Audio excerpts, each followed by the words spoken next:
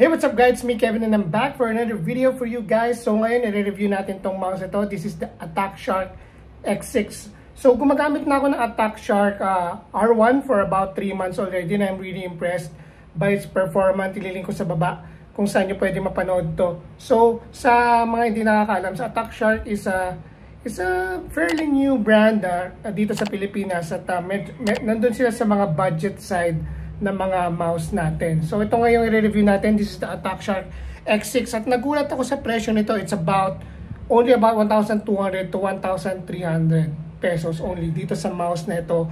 Sa specs niya, i-discuss natin yan sa features ng mouse ito. Magugulat kayo sa presyo na 1,200 to 1,300 lang itong mouse na ito. Ililink ko sa baba kung saan nyo pwedeng bilhin. Pero minsan umabot siya ng 1,700 eh. Pero ililink ko sa baba kung saan ko siya nabili for that cheaper amount. So yan, ano ba yung features itong mouse na ito? Let's see. So yan, let's see with the box itself first before moving into the mouse itself. So this is the Attack Shark X6 na box. So tri-mode na siya, meron siyang wired, tapos may wireless mode din siya, tapos merong Bluetooth na 5.2 connection. So 10 meters daw ang sinasabi nila kaya niyang distance. So yan, meron din siyang very impressive, no? For this price, meron siyang 3395 na PixArt na sensor. Very impressed yun, very impressive for the price talaga. Ito naman is meron siyang 1,000 polling rate at meron din siyang 800 to 26,000 DPI. Hindi ka naman gagamit ng 26,000 na DPI, but you have the option to do that. At meron din siyang charging dock na ipapakita rin natin later dito sa video. So stay tuned for that. So ito yung white color na pinapakita nila dito sa picture na to, no? So ito yung charging dock nila, no, na white with RGB dun sa baba. So yan yung details niyan, 10 meters wireless, tas comfortable, suitable hand feeling. So check natin yung shape and form nitong mouse na to. So rechargeable batteries, meron siya sariling software, we'll check that in a moment. So yan, try mode. So na-unbox ko na siya, no? So set aside natin tong box. So ito na yung mouse itself. This is the Attack this is the Attack Shark R1. This is the Attack Shark X6. So kung makikita niyo yung shape na very different. This one is a very even yung side to side shape and form niya, no? Meron siyang ambidextrous design. So either whether you're left or right-handed, this is okay na gamitin kasi very user-friendly whether you're left-handed or right-handed. So ito naman yung Attack Shark R1 na na-review natin before. This is made only for right-handed. As you can see, this is the shape niya. This is significantly bigger and more an ergonomic mouse compared to this. So yan, sa side by side din natin yan. Look at this. Yung hump nitong R1 is more on the middle. At ito naman, yung hump niya is more at the back. So yan. So medyo more on pang claw grip tong X6. At medyo more for palm gripper. At pwede rin a little bit of claw grip. Pero more on the ergonomics use itong R1. And for this, I think this is more aimed towards more competitive gaming. So if ever naman pwede nyo gamitin to. This has a weaker sensor compared to this one. Hence the price difference between these two mice. So ito nga pala is around 800 lang. This is about 1,200. So additional 400 to 500 pesos, you get a charging dock. This is yung charging dock. So yan, tanggalin nyo lang yung sticker sa ilalim. This is to avoid sliding into your desk, no? So meron din siyang Type-C cable dito. At meron din siyang USB cable dito na pwede nyo kabitan. So yan, ito yung charging pins niya na i-connect nyo sa ilalim. Dito yan, dito sa ilalim. Charging pins niya. I-connect nyo dito. Like so. Ganyan yung itsura niya, docked. So yan, what do you think guys? I think it's really, really good for the price, no? It's about $30 lang, no, in US. So I think wala pang $30. So this one, wala siyang dock. So set aside natin yan. Ito naman yung may kasama siyang braided cable, no? Very impressed din ako sa quality ng cable kasi braided na siya. Hindi na siya yung mga cheap na rubber na madaling masira na pag tumagal pwedeng maputol or humiwalay, no? dito sa dulo. This one, ang downside lang ng black is, as you can see, meron siyang mga fingerprint. Meron din siyang black and red color na ganito. So if gusto niyo nang hindi makita yung mga fingerprint, let's choose, you can choose white color or red color na tulad ng ganito. Meron siyang mga shine, no, pero hindi siya katulad ng X6 na black. Nakita niyo talaga yung fingerprint sa ilaw. So it doesn't bother me naman, no. So don't forget to remove nga pala yung mga itong mga blue na stickers na to before using para para ma-maximize niyo yung performance itong mouse na to. Very lightweight itong mouse na to. Let's see kung ano yung weight niya.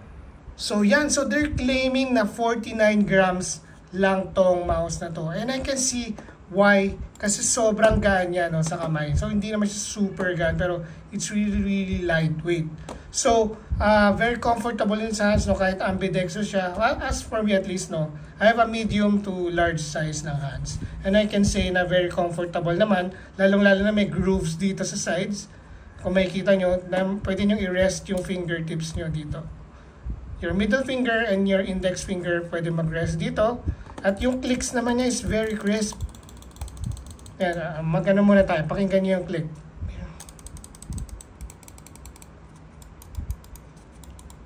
Ang problema lang dito is meron siyang parang medyo yung side buttons niya hindi ganun ka-tactile na. Medyo may pagka mushy yung feeling. Pero akin lang naman yun. Pero sa iba siguro sa mga regular users walang magiging problema. This is more than enough sa presyo niya. I think it's really good. At additional din pala is meron siyang Huano switches with 80 million clicks lifespan. So very good. So talagang pangmatagalan itong mouse na to.